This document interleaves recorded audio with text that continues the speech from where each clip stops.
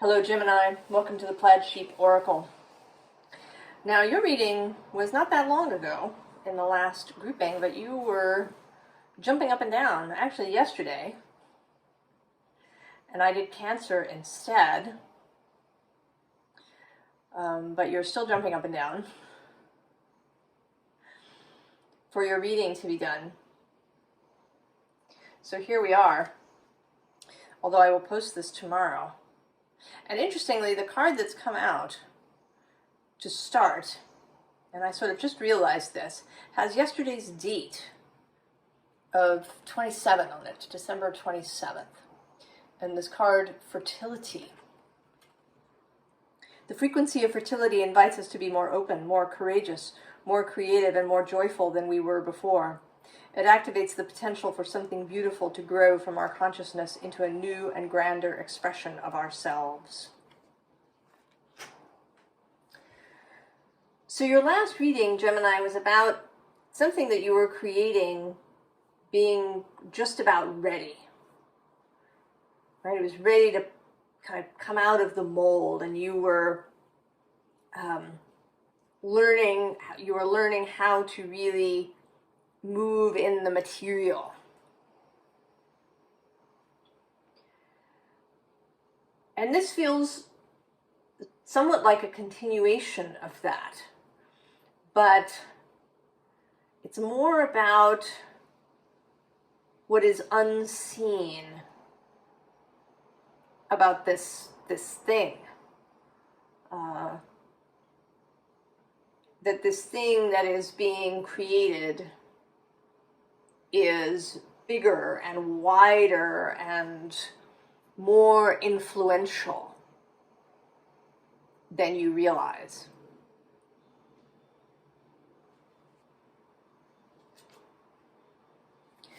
So we start with this vibrancy card, and I think this is really, kind of how you are feeling. At least it's how I hope you're feeling, if all of this is happening for you, that you're allowing yourself to feel this way. This receptivity, this openness to all that is coming. I sort of see this person as having,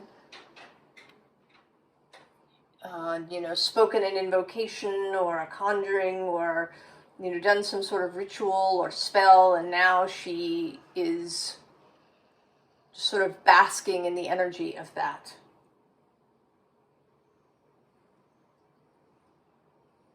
And I don't want to prevent you from doing that. I think you should bask, Gemini, if that's what's available to you. But there's something else going on.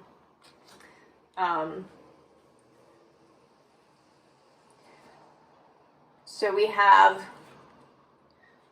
the Hermit kind of in this, right? There's some aspect of you, right? There's sort of two of you, right? As if there were two of you, Gemini. And part of you, perhaps the more earthly, human part of you, is standing there in this basking position. And then your soul is kind of on the lookout for something else that is arriving. And so we have this perspective that I think is, right, it's like a landscape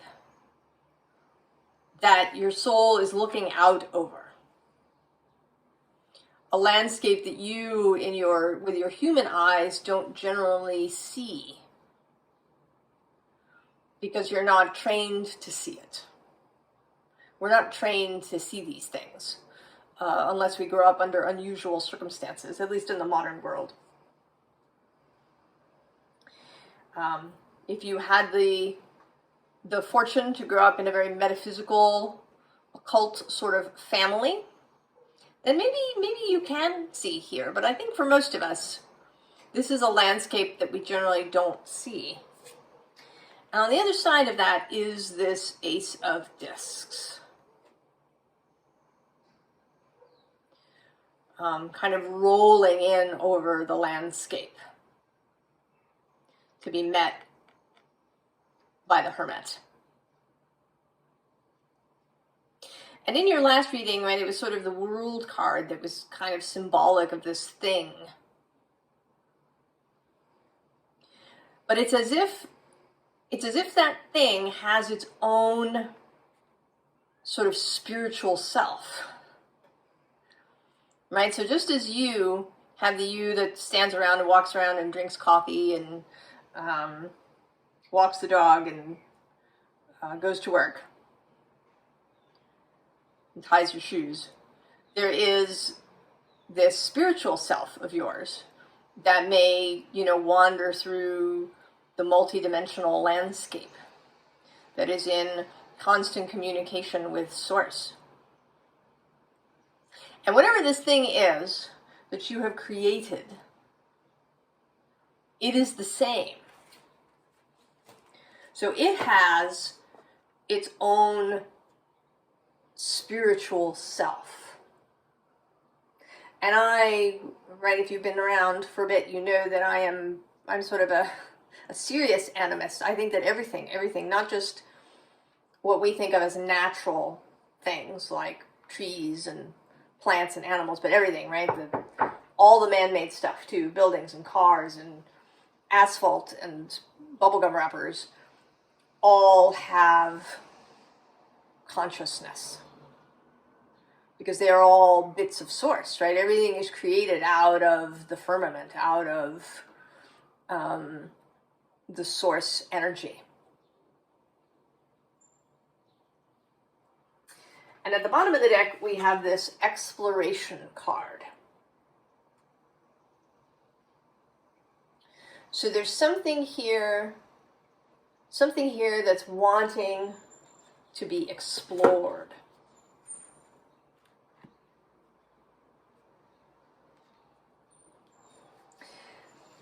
And it wants, right, there wants to be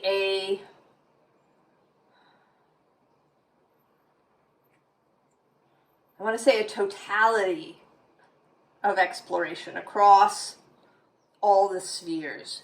Because we start with the Devil here coming out really as the representative of all that is physical. This thing that you have created. And even if it's, not physical in the sense of, like a building that you've built. Maybe it is, something that you've written. Maybe it's a song, right? Or an album or a musical, or, right? There's just, even if it has kind of more of an ethereal nature rather than being a really physical thing, it still falls under the purview of the Devil, of Saturn. Saturn, who's really been making himself felt for me. And maybe for some of you, it could be because he turned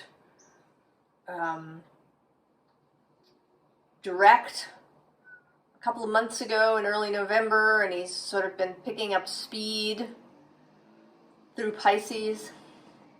Maybe because he is moving through Pisces, and this whole idea of divination and all of that is a very Piscean kind of notion, so he's coming up here a lot. But all of the physical stuff. And then here too, with this Eight of Pentacles dedication. So this is not in any way a suggestion that you turn away from the physical aspects of this thing. Keep on keeping on. Because it is through working with it in the world that you will begin to glimpse its metaphysical aspects. Right here, this Leo Strength card. And right behind her is this Ace of Swords, Clarity. And strength for me is a very, right, it's a very embodied thing, right? Leo is certainly is very embodied to me.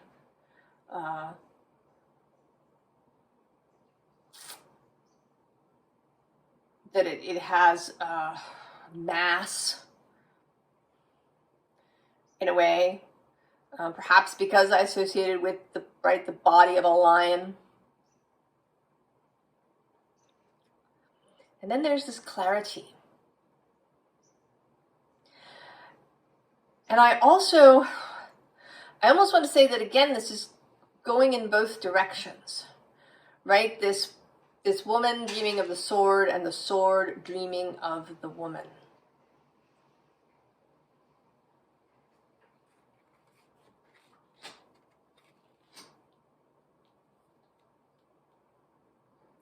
Now, interestingly, this Deep, Dark, Dangerous deck came out yesterday when I did Cancer. And this card came out for Cancer. And actually, it is sort of coming out similarly as something powerful. And here, too, with this chaos subtext,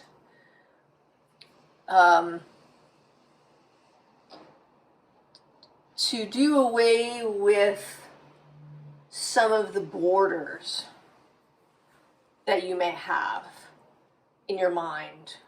I mean, that's a continuous theme on this channel for everybody here, is to kind of eliminate the borders between things, right? To embrace the idea of chaos.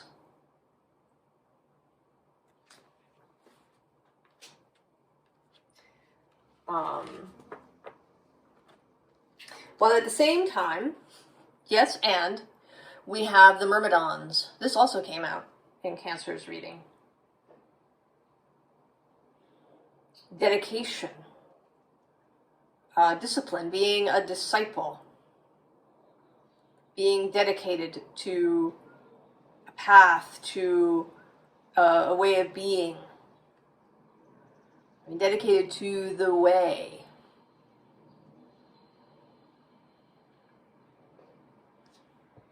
Right, we have a lot of, we're sort of lacking in vocabulary for these, at least in English, for these nebulous things.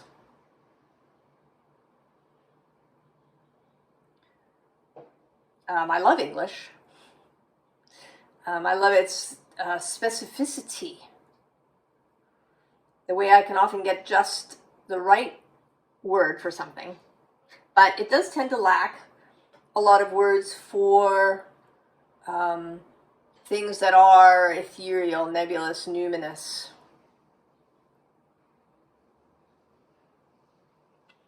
For the Tao, for the way. And so right here is this depth shadow card. So it's important to keep this receptivity to whatever may arise. I mean, it may be that you had some very specific intentions for your thing. And that is okay. But just don't close yourself off from anything else that might come as a result of working with this thing, engaging with this thing. Right? It's a relationship. Right? You in relationship with the thing, and the thing in relationship to you.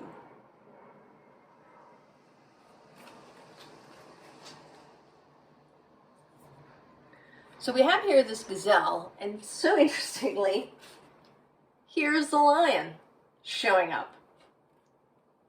These two together out on the savannah.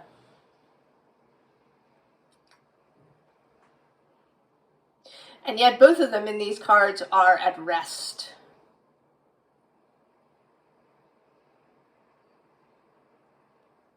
And there's different ways that these two come into contact.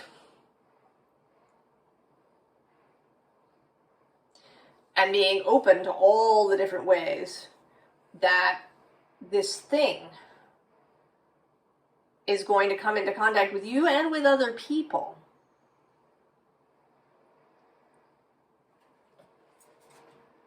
And with this Six of Wands butterfly underneath, and actually the Empress, there's a lightness to this. There's a playfulness. There's a fragrance to it.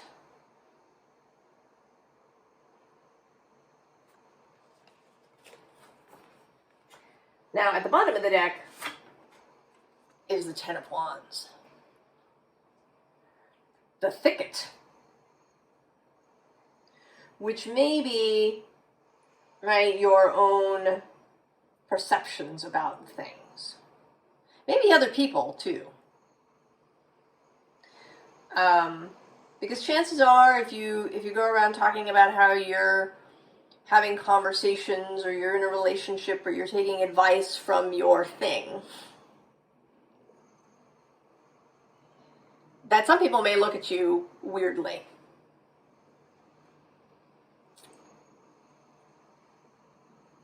Or it is also, ways that your mind may find to impede you in this process.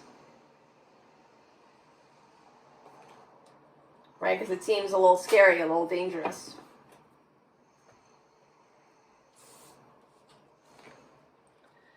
But this reading is here, Nine of Pentacles, to tell you that you have everything that you need.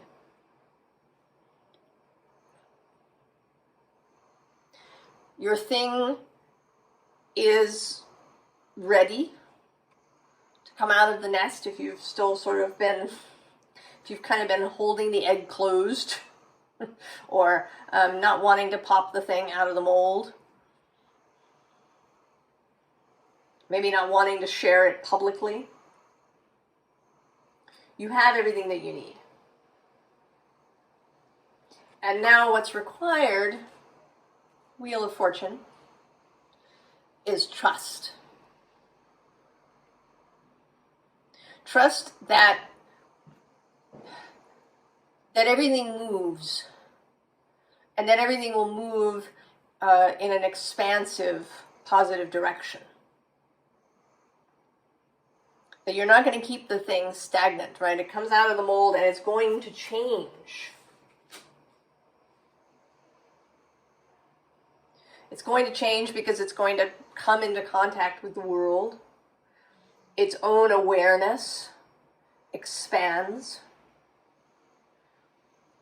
Right? Other people will come into relationship with it, and it will be altered and changed in those ways.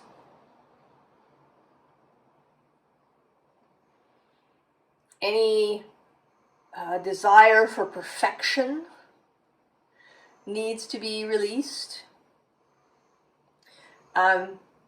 Years ago, I studied theatrical design, and I met a lighting designer who said that he only ever went to opening night. Because if he continued to go, every time he went, he was going to see something that he wished he'd done differently.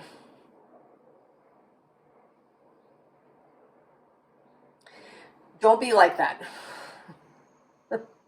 Because you want to be able to continue to engage with this thing. So you need to allow it to change.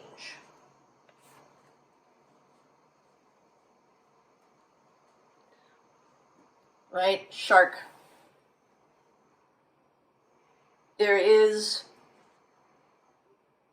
so much under the surface that you have yet to discover.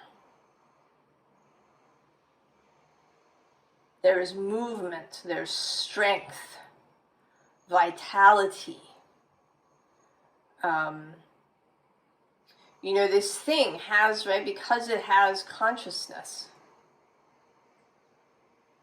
it has a certain amount of will. Right? It may not be like you. I mean, unless we're talking about a child that you've created. And this is possible.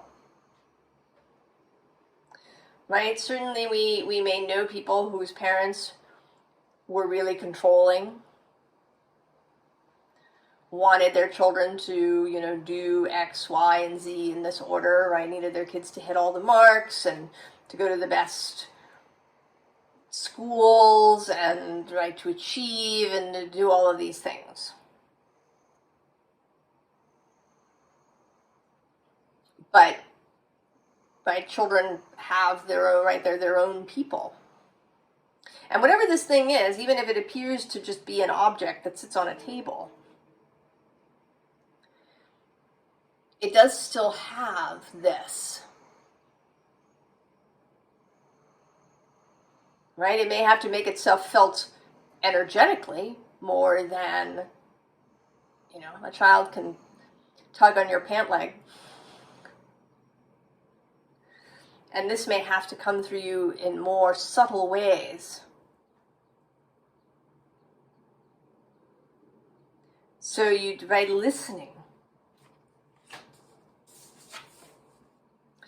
And here with the swan, really leaning into those strengths of yours, those Gemini abilities. That the facility with the air element that you have.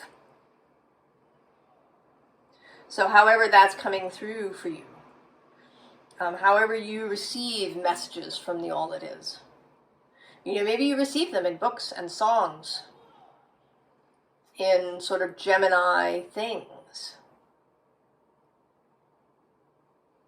And maybe this is how your thing will speak to you. Right? And also that Gemini openness of mind, the willingness to see different points of view, the willingness to be open to all kinds of possibility.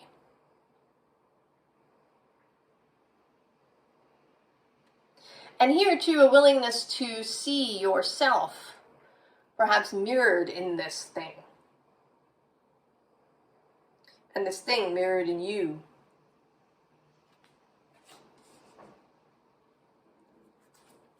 High Priestess, of course, yes. And below that, the scrying Page of Cups. And actually below that, a kind of somewhat scrying Temperance. Although she's sort of molding, right, fire and water together. Right, this is a very alchemical Temperance.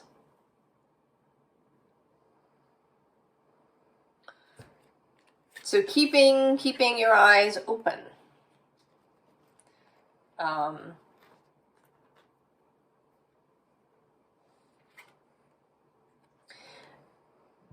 And then now there's all the kind of the movement that is possible. Right? The Empress, fertility. So if you are willing, right, to converse, to be in relationship with, to be open to this thing that you've created, the possibilities are enormous. And I don't necessarily mean that like really in a size way, or that you know, if you've made some sort of product that everybody in the world will buy it. But that its impact, that its ability to create change in your life, or that this process that you engage in will create this change, because then we get the Fool.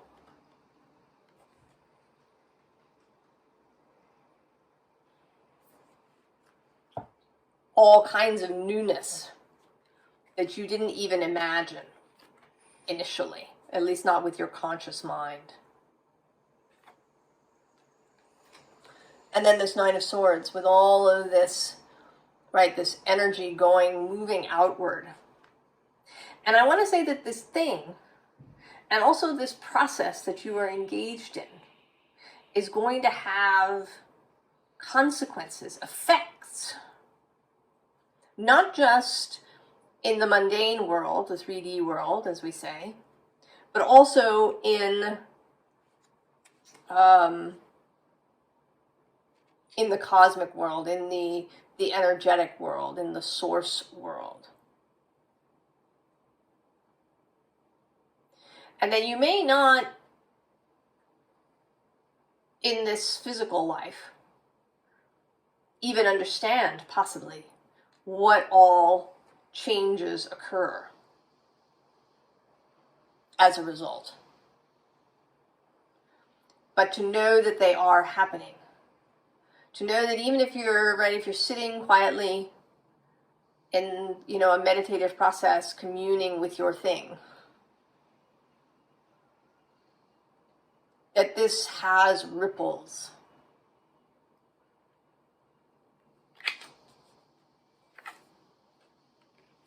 Right? 10 of Cups.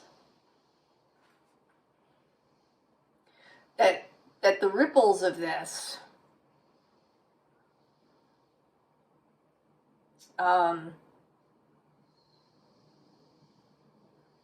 will be wonderful for you. I don't even, right? I almost cannot find the language to express this.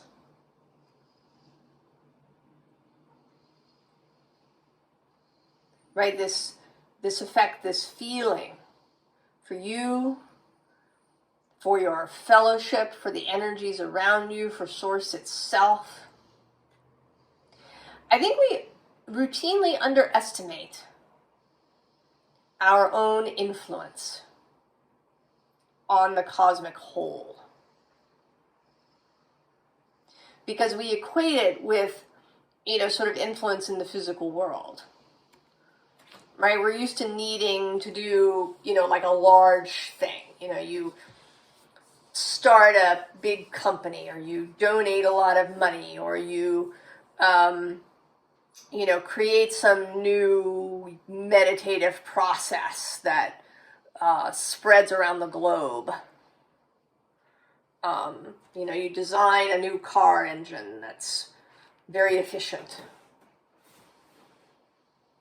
And so we think of, needing to be grand in some way. That we need to have done something, right, that has a lot of physical magnitude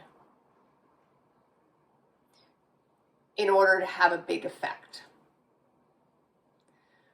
But I think it's not true at all, necessarily. But it's particularly not true along energetic lines. And within Source itself. Because Source is here to experience all the things. And every bit of Source is as important and significant as every other, right? So the gum wrappers and the people and the asphalt and the trees and all of these things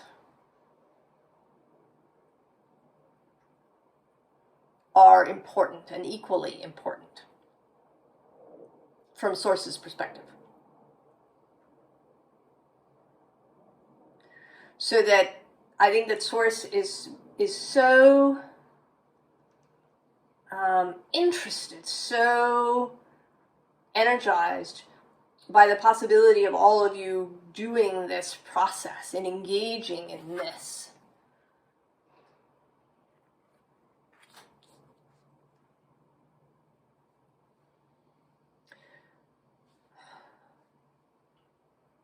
So, advice. I mean, we've had a little bit, right? Commune with your thing. The first thing here is this 9 of Pentacles. So, confidence.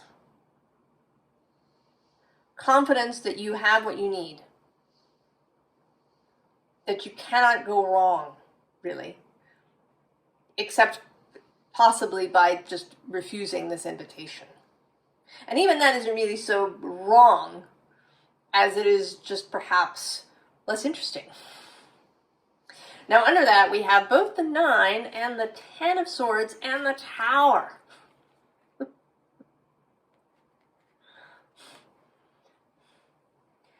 So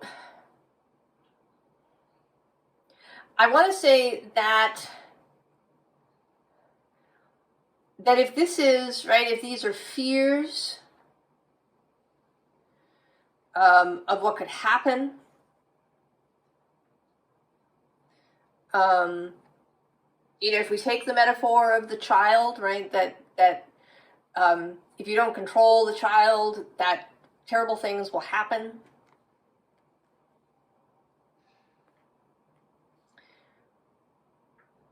This is advice to know. 10 of Pentacles, and at the bottom of the deck, not even a little bit surprised, the Hanged Man. The ability to see things differently. The willingness to take a chance. Right? Odin kind of took a chance, right? He hung there for 9 days. He gave away one of his eyes. He got the secret of the runes. But he couldn't be sure what the results of that would be. I mean, he may have had hopes, desires about that. But he couldn't be sure. He took a chance. Right, on how that would work out, right? He took a chance, here's the Page of Pentacles, beyond that, on this enterprise, on this process. He took that chance.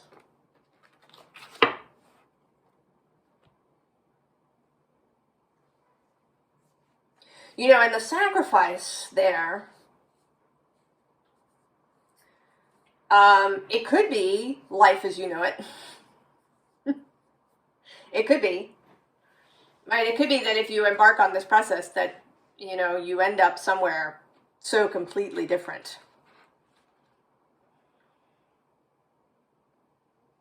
That you didn't expect and that you think you won't like. Perhaps. It may mean the sacrifice of some relationships.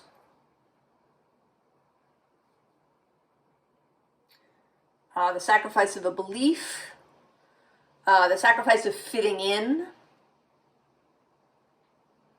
You know, maybe you don't lose any friends, but you're never quite as at ease, or you never quite feel as much apart. You know, that's a theme that's been emerging a little bit, this being a little bit apart from the bigger collective. And I want to say that there may simply, right, if you're resonating with this, if you're here on this channel, there, right, that's just part of it.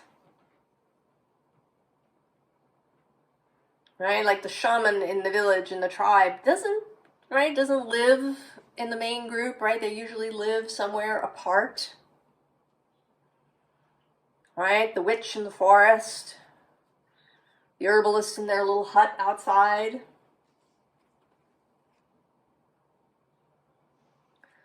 That there's an apartness. I sometimes talk about Terry Pratchett's books. Right? His witches. Most of his witches live, you know, in the forest, but even the witch who lives in the center of town and, you know, stands, you know, drinks a lot of beer and goes to parties is still, right, she's still at one remove from everyone else. So that may be the sacrifice too.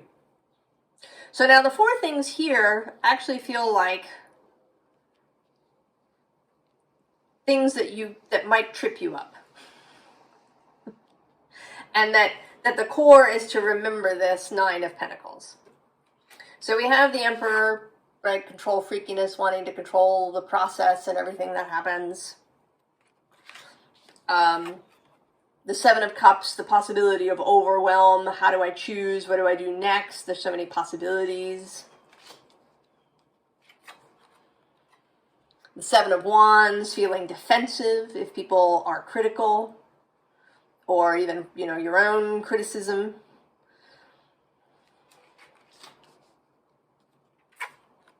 And of course, the Eight of Swords.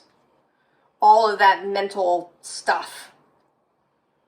And this is one of your cards, the 8, 9, and 10 of Swords, which have all shown up here,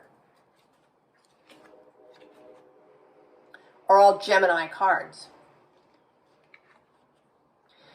And although, they sort of have negative contact, right? Negative connotations, right? The Eight of Swords teaches you how to get out of that mental prison. The Nine of Swords teaches you how to bring yourself back from the edge, right? How to soothe yourself if you wake up in the middle of the night with a nightmare. How to, perhaps do some alchemy with these anxious feelings. And then the Ten of Swords is how to navigate endings. How to walk away from what is finished without looking back.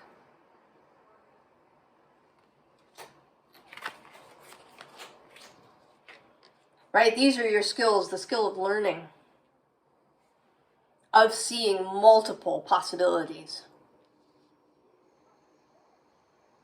Right? Use those gifts, Gemini, along with your own innate solidity, stability, security, skills, competence, and maturity. Gemini, well, I hope I made this clear.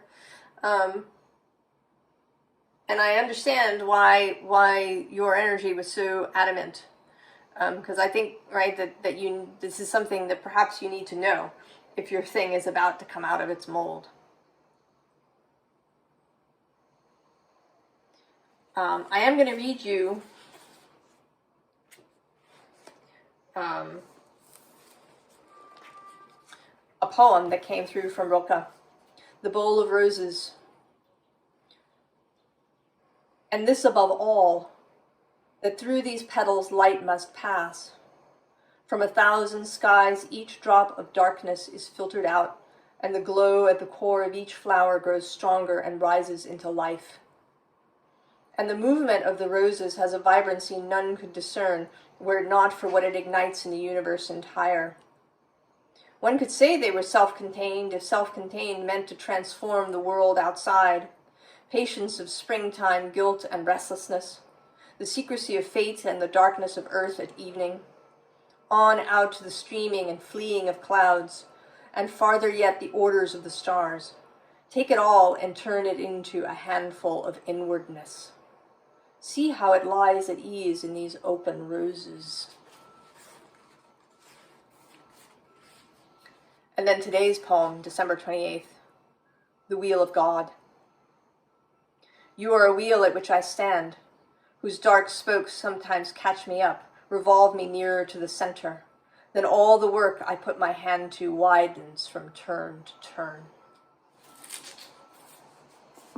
I wish you all the very, very best, Gemini, and I will see you next time. So long.